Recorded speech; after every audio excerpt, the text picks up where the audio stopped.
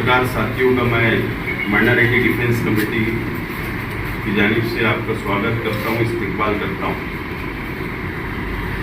आप लोगों को पता है कि माइनॉरिटी डिफेंस कमेटी का जो उद्देश्य है, जो बुनियाद हमने रखी थी, वो बांग्लादेशी रोहिंग्या के नाम पर जो मुसलमानों को परेशान करने का काम मालेगांव में किया जा रहा है, इस आईटी की स्थापना की गई। उसी वक्त तो माइनॉरिटी डिफेंस कमेटी की भी स्थापना हमने किया उनके विरोध में। माइनॉरिटी डिफेंस कमेटी ने ये फैसला किया है, ये निर्णय लिया है कि 22 जून को उत्तर महाराष्ट्र के 5 जिले नासिक रेंज में 22 जून को माइनॉरिटी कॉन्फ्रेंस होगी। इसमें अहमदनगर, नासिक, धुलिया, नंदुरबार और जलगांव यहाँ के धार्मिक, सामाजिक और राजकीय क्षेत्र के लोगों को उस कॉन्फ्रेंस के अंदर हम इनवाइट कर रहे हैं। और मालेगांव शहर के अंदर 22 जून को वो कॉन्फ्रेंस होगी। National highway number 3 Bostan resort royal hotel के पीछे, रॉयल कॉलेज के पास, ये वहां पर होगी। उसका समय जो होगा वो दोपहर 4 बजे से रात 10 बजे तक वो कॉन्फ्रेंस चलेगी। और हमारे उस कॉन्फ्रेंस के तैयारी के लिए 5 जिले के अंदर हमारे 10 टीमें अलग अलग डिस्ट्रिक्ट में, अलग अलग तालुका में जाकर वहाँ के सामाजिक, धार्मिक और राजकीय लोगों से चर्चा कर रही है और उनको यहाँ पर बुलाने का काम कर रही है, दावत दे रही है। हमारा ये जो कॉन्फ्रेंस लेने का जो उद्देश्य है, ये बिल्कुल एकदम साफ है। चाहे वो केंद्र सरकार हो, चाहे वो राज्य सरकार हो, जो अत्याचार विशेष एक समाज पर किया जा रहा है, विशेष एक धर्म पर किया जा रहा है, हम कायदे की चौकट में, कायदे के दायरे में रहकर, संविधान के दायरे में रहकर किस तरीके से केंद्र सरकार के बनाए हुए काले कानून और राज्य सरकार के काले कानून के खिलाफ किस तरीके से हम लोग उत्तर दे सकते हैं, हम लोग उसका डिफेंस कर सकते हैं, इस संदर्भ में, इस उद्देश्य से वो कॉन्फ्रेंस हो रही है। उसके जो हमारे टॉपिक होंगे, जो इशू होंगे, वो वक्फ अमेंडमेंट बिल जो अभी केंद्र सरकार ने पारित किया, देश के कोई भी मुस्लिम समाज को वो बिल, वो कायदा मंजूर नहीं है, क्योंकि धर्म के अंदर इंटरफेयर करना ये संविधान ने अधिकार किसको नहीं दिया। इसके लिए वो जो कायदा बना है, जो कानून बना है वक्फ अमेंडमेंट बिल, उसके मंथन करने के लिए कॉन्फ्रेंस हो रही है कि हम पहले से कैसे तैयार रहे, क्योंकि सरकार की नियत वक्फ प्रॉपर्टी पर, इसके लिए हम पहले से कैसे तैयार रहे, इसके लिए उसका एक पहला टॉपिक होगा। नंबर 2, दूसरा होगा बांग्लादेशी रोहिंग्या के नाम पर पहला एसआईटी महाराष्ट्र में मालेगांव शहर में बनाई गई। एक भी बांग्लादेशी और रोहिंग्या नहीं मिला, लेकिन इसी पैटर्न को आगे ले जाते हुए जलगांव के अंदर उन्होंने केसेस किया इसी नाम पर, परभनी के अंदर गए, सिल्लोड़ में गए, अमरावती के अंदर गए, अनेक शहरों के अंदर भारतीय जनता पार्टी के नेता सरकार से पत्र देकर विनती करते हैं कि यहाँ बांग्लादेशी है, यहाँ रोहिंग्या है, यहाँ पाकिस्तानी है, और मुसलमानों को बदनाम करने के लिए एसआईटी बन जाती। चौकसी में अगर कुछ पुरावे होंगे तो हमको भी बता दो। अगर कोई बांग्लादेशी होगा, कोई रोहिंग्या होगा, कोई पाकिस्तानी होगा, तो हम उसका साथ कभी नहीं देंगे। हम भी चाहेंगे जो देश को देश में जाए, लेकिन ऐसा कुछ नहीं है।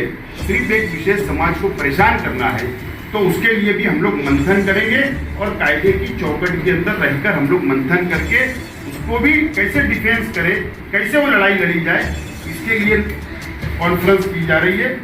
नंबर 3,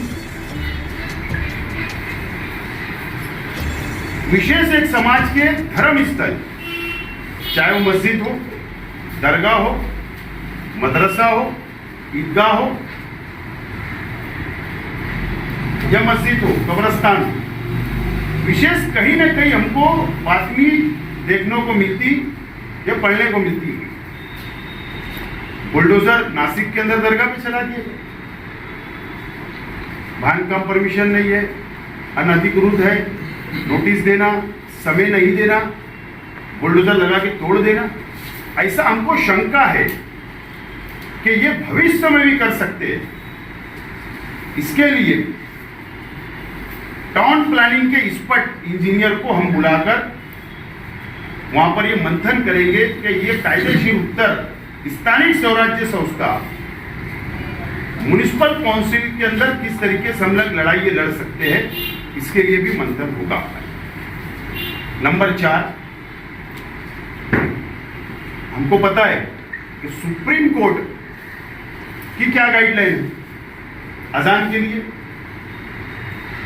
लेकिन उसके बाद भी कभी मुंबई में, कभी दूसरे शहरों में अजान पे पाबंदी, सुबह की अजान बंद करो, शाम की अजान बंद करो, इस तरीके का विशेष एक टारगेट किया जाता।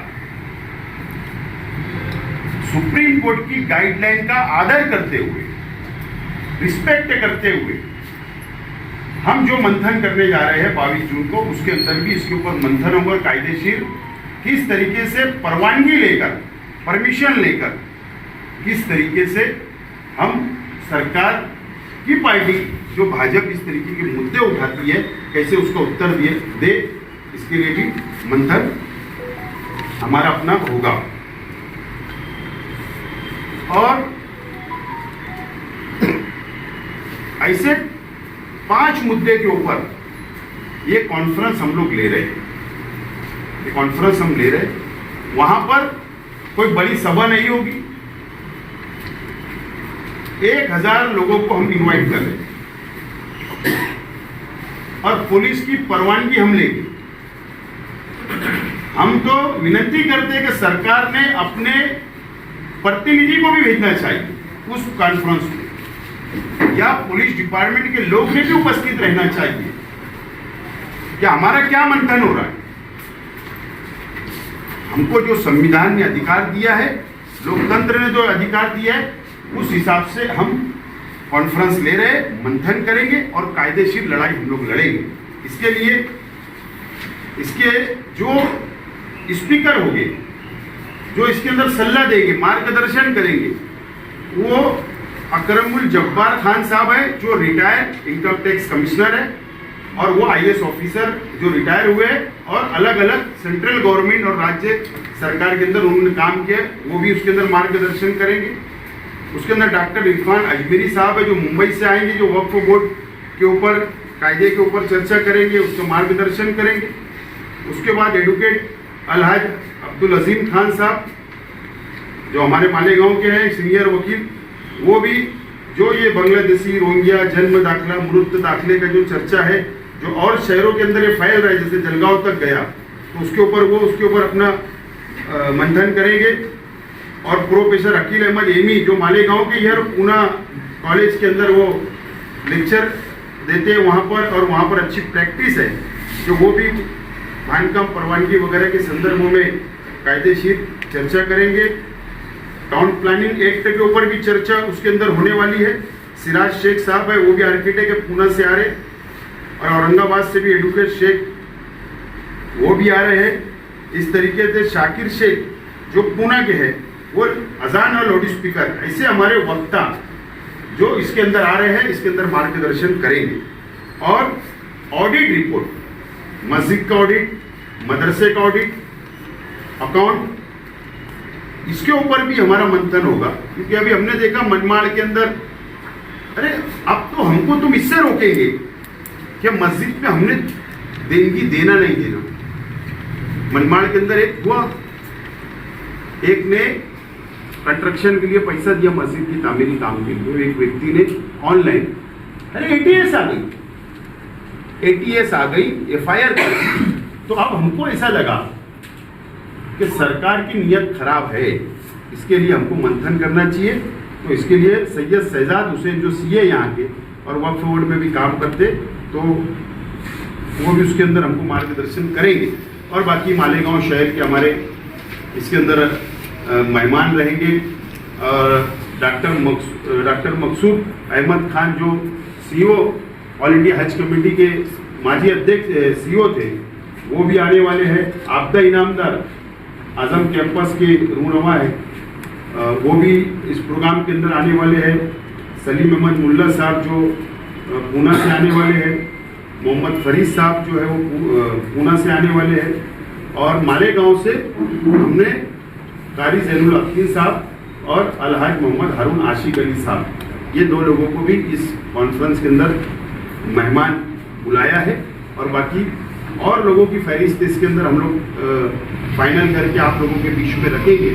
बहरहाल हमारा मकसद यही है कॉन्फ्रेंस का कि जो सरकार की नीयत है, सरकार ने संविधान से चलना चाहिए, सबके साथ न्याय करना चाहिए, हर धर्म हर समाज के साथ इंसाफ होना चाहिए, लेकिन वो इंसाफ हमको नजर नहीं आ रहा है।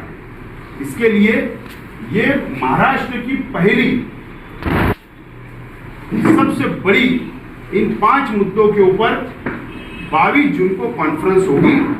मैं आप मीडिया के साथियों से भी, चाहे वो मराठी मीडिया हो, चाहे उर्दू हो, चाहे इलेक्ट्रॉनिक चैनल हो या यूट्यूबर हो, सभी लोगों को दावत देता हूं कि आप लोग भी उसके अंदर शरीक रहें और हमारी मंथन को देखें और देश को बताएं, महाराष्ट्र को बताएं और सरकार को बताएं कि ये मंथन किस हिसाब से हमारा चल रहा है। इसीलिए आज की पत्रकार परिषद ये 2 टॉपिक पर जो मुस्तकीम भाई ने आपको बताया कि हम हाईकोर्ट जाने वाले हैं और ये मुद्दे के ऊपर हमारी प्रोग्राम तय हो चुका है, इसके लिए आज की पत्रकार परिषद बुलाई। जन्म दाखिले उनको अधिकार नहीं था, इसलिए रद्द कर दिए जाए।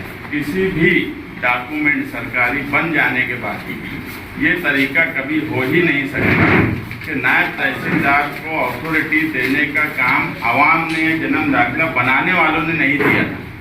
उसको तहसीलदार ने अथॉरिटी दी थी कि वो आदेश निकाले। जब तहसीलदार ने उसको अथॉरिटी दी थी तो जन्म दाखिले बनाने वालों की कोई गलती हो ही नहीं सकती। अगर इनको जन्म दाखिला कारपोरेशन को रद्द भी करना था तो जो अरीजादार थे उनके डॉक्यूमेंट मंगवाना थे, वो डॉक्यूमेंट चेक करना थे। अगर प्रोसेस बराबर है, उनके सबमिट हुए डॉक्यूमेंट बराबर है, तो जन्म दाखिला रद्द करने का कोई सवाल पैदा नहीं होता। जन्म दाखिला रद्द करने से शहर में कई तरह की दुश्वारी पैदा हो रही है। जिन लोगों ने जन्म दाखिला आदेश से जन्म दाखिला लिया था और स्कूल में एडमिशन लिया, अब स्कूल वाले उनको बोल रहे हैं कि तुम्हारा जन्म दाखिला रद्द हो गया, अगर जून तक तुम जन्म दाखिला हमको स्कूल शुरू होने तक नहीं लाए तो तुम्हारे बच्चे का एडमिशन स्कूल से रद्द कर दिया जाएगा। इसमें कहीं से अरीजादार या वो बच्चे की कोई गलती नहीं है, मगर उसके बाद भी इस तरीके से जन्म दाखिला रद्द कारपोरेशन की तरफ से किया जा रहा है।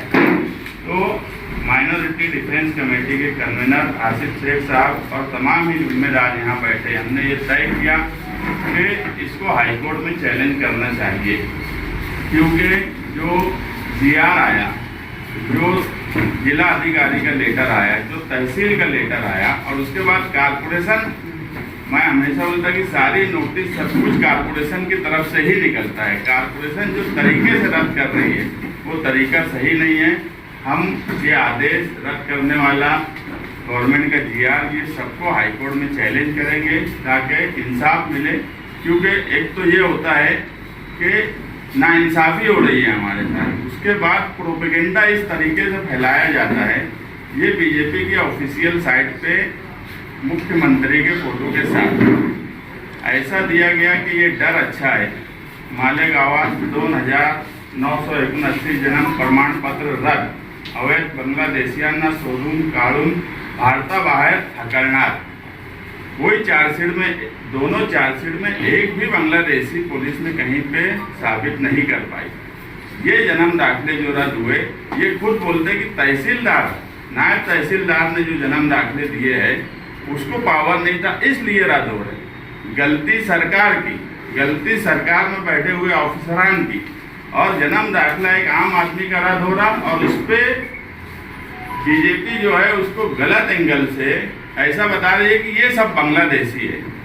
और जिस तरीके से जन्म दाखिला, SIT, उसके बाद ED, अभी होम मिनिस्ट्री से कुछ लोग आए, वो चेक करके गए कारपोरेशन में, उस चार्जशीट फाइल होने के बाद जो तवाब है उसका ट्रांसफर चार्जशीट फाइल होने के बाद लिया गया। तो ये सारी चीज़ें जब माइनॉरिटी डिफेंस कमेटी देखी और समझ रही है, हम जो लोग जेल में हैं उनकी जामीन की कोशिश भी कर रहे हैं, हमारे वकील यहाँ बैठे हैं, ये सब चीज़ें देखने के बाद ये समझ में आ रहा है कि ये एकदम उसको घुमा दे रहे हैं, पूरे मामला को इस तरीके से पेश कर रहे हैं कि यहाँ बांग्लादेशी है और ये जन्म दाखिला जो रद्द हुआ ये बांग्लादेशी हो गए, और सरकार ही उनके आदेश में बोलती है कि नायब तहसीलदार जो है वो गलत है। तो इस तरीके से अगर हमको इंसाफ नहीं मिल रहा है तो हम हाईकोर्ट में ये पूरे जन्म दाखिले रद्द करने वालों को हाईकोर्ट में चैलेंज करेंगे, और जिन लोगों का मालेगांव शहर में जन्म दाखिला रद्द होने की नोटिस मिल रही है वो तमाम ही लोग